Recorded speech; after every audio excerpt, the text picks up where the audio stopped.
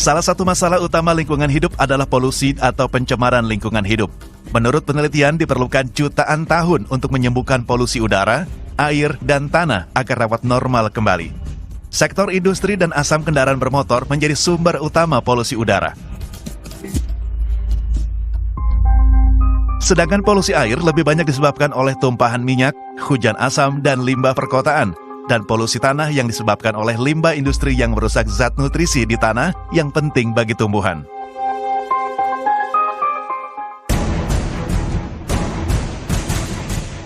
Selain polusi, pemanasan global juga menjadi isu utama lingkungan hidup. Sayangnya, sebagian besar pemanasan global terjadi karena ulah manusia seperti emisi gas rumah kaca. Efek dari pemanasan global sendiri menyebabkan meningkatnya suhu lautan dan permukaan bumi. Hal ini berdampak mencairnya es di kutub, kenaikan permukaan air laut, dan rusaknya pola alami musim yang menyebabkan bencana alam seperti banjir bandang, bahkan badai salju.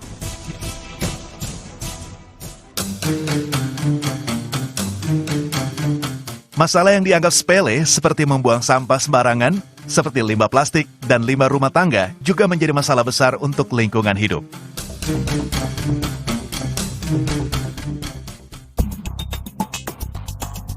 Tak hanya itu, limbah industri yang sering dibuang ke sungai juga menyebabkan ikan-ikan mati dan menyebabkan hancurnya ekosistem sungai. Polusi, pemanasan global, dan pembuangan limbah merupakan 3 masalah utama lingkungan hidup yang justru disebabkan oleh manusia, termasuk kita.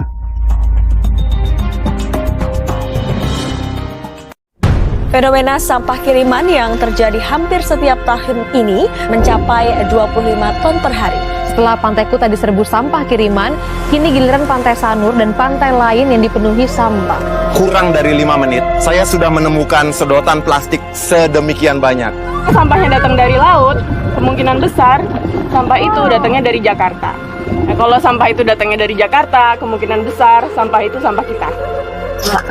Oh man, it's freaking strong. That's plastic. Indonesia saat ini menyandang gelar sebagai negara kedua terbesar dunia penyumbang sampah plastik ke lautan. Di Indonesia beredar lebih dari 93 juta sedotan plastik setiap harinya. Sering banget ketemu sachet yang tahun 80-an. Nah itu mungkin Indomie yang kita makan waktu kita masih SD nyampe ke sini gitu.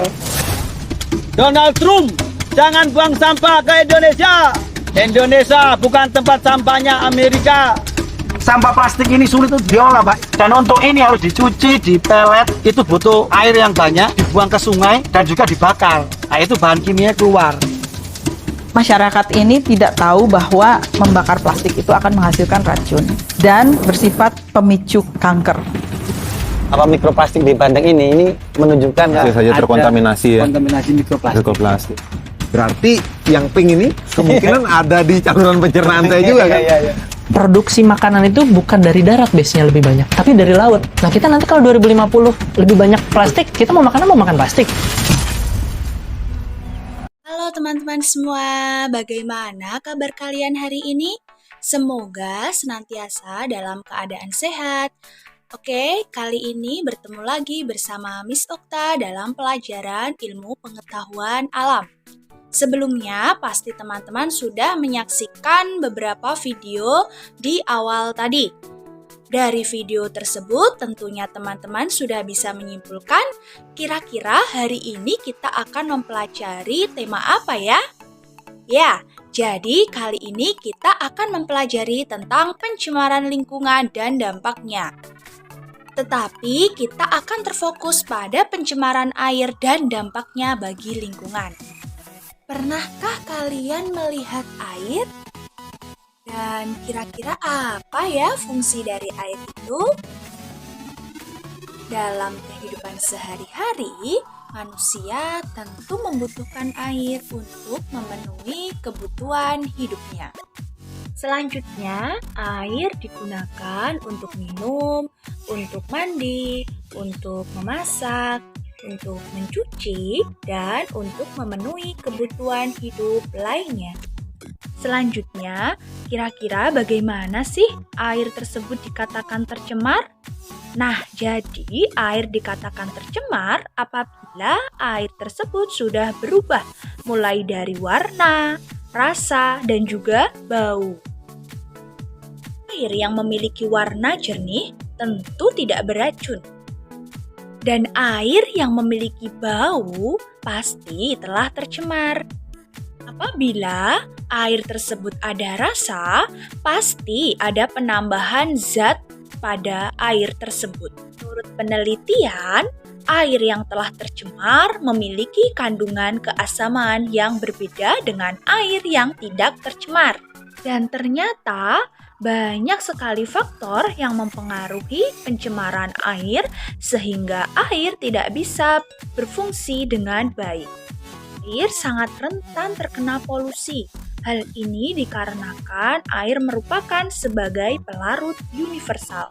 Sehingga pencemaran air menyebabkan kurangnya air bersih dan ekosistem yang ada di lingkungan akan rusak. Sebelumnya kita pelajari dulu apa sih pengertian dari pencemaran air. Pencemaran air merupakan proses masuknya makhluk hidup, zat, energi, atau komponen lainnya ke dalam air sehingga mengakibatkan kualitas air akan turun. Pencemaran air juga diartikan sebagai kondisi yang menyimpang dari sifat-sifat air dari keadaan normal. Nah, apabila perairan tersebut telah tercemar, maka keseimbangan ekosistem akan terganggu. Faktor yang mempengaruhi pencemaran air diantaranya adalah limbah industri. Limbah industri cenderung mengandung cairan yang berbahaya, berupa logam berat, timbal, raksa, dan kadmium yang berbahaya. Seperti kasus di Minata, Jepang. Ikan yang ditangkap oleh nelayan ternyata tercemar oleh air raksa. Nah, sehingga banyak manusia yang mengkonsumsi ikan tersebut keracunan dan berdampak pada saraf. Air limbah pertanian sebenarnya tidak menimbulkan dampak negatif pada lingkungan. Tetapi karena adanya fertilizer sebagai pestisida yang digunakan secara berlebihan menimbulkan pencemaran pada lingkungan dan kerusakan ekosistem. Pada sektor pertanian juga menyebabkan pencemaran air, terutama pada penggunaan bahan-bahan tertentu seperti insektisida dan herbisida. Teman-teman, tahu nggak sih gimana cara Pak Petani menjaga tanamannya agar tetap bertahan hidup sampai panen? Ya, benar sekali dengan penggunaan pestisida dan insektisida untuk menjaga tanamannya dari hama. Jadi, petani menggunakan insektisida dan pestisida untuk membasmi hama-hama yang ada pada pertaniannya. Tidak hanya itu, tetapi juga penggunaan pupuk seperti pupuk urea, pupuk ZA, pupuk Sponska, dan pupuk lainnya. Hal ini digunakan agar tanamannya itu bisa tumbuh dengan baik dan bisa sampai panen. Nah, akan tetapi penggunaan pupuk-pupuk tersebut yang berlebihan akan menyebabkan suburnya ekosistem yang ada di perairan seperti di sungai, di waduk, dan juga pada danau. Pupuk-pupuk tersebut yang tidak terserap nantinya akan terbuang pada sungai, yang menyebabkan terjadinya blooming algae atau biasa disebut dengan tumbuh suburnya ganggang di atas permukaan air. Faktor pencemaran air selanjutnya adalah limbah rumah tangga. Nah, manusia dalam mencukupi kebutuhan sehari-hari tentu mengkonsumsi berbagai macam makanan. Dari makanan tersebut akan menghasilkan limbah. Limbah rumah tangga dapat berupa limbah organik dan limbah anorganik. Di perairan, limbah ini akan mengalami proses penguraian oleh bantuan mikroorganisme. Dan ternyata, apabila limbah rumah tangga dibiarkan begitu saja, dalam jangka waktu yang lama akan menyebabkan bencana banjir. Tidak hanya itu saja, tetapi juga akan menyebabkan sarang penyakit. Nah, penumpukan limbah rumah tangga ini seperti kasusnya di Sungai Citarum. Sebelumnya teman-teman tahu belum nih mana sih Sungai Citarum itu? Betul sekali, jadi Sungai Citarum itu terletak di Jawa Barat. Menurut Dinas Lingkungan Hidup Jawa Barat, jumlah sampah setiap harinya di Sungai Citarum mencapai 35.000 ton. Wah, kira-kira dalam 1 bulan mencapai berapa ton ya? Tentunya hal tersebut jika dibiarkan begitu saja akan berdampak buruk pada lingkungan. Misalnya penurunan kualitas lingkungan, gangguan kesehatan, dan masih banyak lainnya. Air limbah yang tidak dikelola sebelum dibuang nantinya akan berdampak buruk pada lingkungan. Dampak pada lingkungan yang pertama adalah penurunan kualitas lingkungan. Pembuangan bahan tercemar secara langsung nantinya akan berdampak pada lingkungan. Misalnya, pembuangan limbah organik akan menyebabkan munculnya mikroorganisme dan kesuburan tanaman air akan meningkat. Sehingga menyebabkan cahaya tidak bisa masuk ke dalam perairan dan akan berkurangnya kandungan oksigen di perairan dan ekosistem yang ada di perairan akan terganggu. Dampak dari pencemaran air selanjutnya yaitu adalah pemekaan hayati.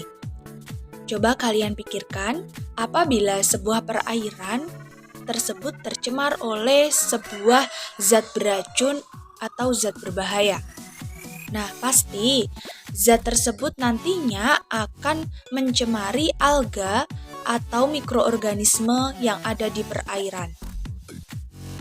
Kemudian, hewan kecil atau zooplankton itu nanti akan memakan alga dan ikan kecil akan dimakan oleh ikan besar. Dan nantinya ikan besar akan ditangkap oleh nelayan dan akan dikonsumsi oleh manusia. Kan berarti pada ikan tersebut sudah ada pencemaran zat beracun yang ada di dalam ikan tersebut. Jadi tentu sangat berbahaya apabila ikan-ikan tersebut nantinya masuk ke dalam tubuh manusia. Pasti akan menyebabkan kerusakan saraf, berbagai penyakit yang apabila dilanjutkan itu nanti akan berdampak buruk tentunya ya pada manusia. Air limbah yang tidak dikelola dengan baik nantinya akan berdampak pada kesehatan manusia. Tidak menutup kemungkinan bahwa air limbah akan mengandung penyakit. Selain itu, air limbah juga digunakan sebagai tempat sarang seperti hewan nyamuk, hewan lalat, dan hewan-hewan yang membawa vektor penyakit lainnya. Hal inilah yang menyebabkan adanya penyakit malaria, penyakit demam berdarah, penyakit diare, dan berbagai penyakit lainnya. Dampak yang selanjutnya adalah mengganggu pemandangan. Kadang-kadang air limbah tidak mengandung polutan yang berbahaya dan juga tidak mengganggu ekosistem dan juga kesehatan manusia. Tetapi air limbah tersebut akan mengganggu pemandangan terlebih pada daerah perkotaan. Walaupun air tersebut tidak mengandung perubahan bau, tidak berubah warna, akan tetapi tentunya hal tersebut mengganggu pemandangan dan keasrian yang ada di daerah perkotaan. Lalu bagaimana solusinya? Solusinya adalah dengan menggunakan JFS atau jaring filter sampah. Alat dan bahan yang digunakan ada palu, kayu, paku, meteran, dan jaring besi. Selanjutnya kita akan masuk pada tahap pembuatan JFS atau jaring filter sampah. Langkah yang pertama, kita siapkan alat dan bahannya. Langkah yang kedua, kita potong kayu menjadi beberapa ukuran. Setiap ukuran kita buat 2 potong. Yang pertama ada ukuran 64 cm, 32 cm, 27 cm, dan 58 cm. Langkah yang ketiga, kita potong jaring besi yang digunakan sebagai penyaring sampahnya itu nanti, yang ukurannya 58 cm dikali 27 cm.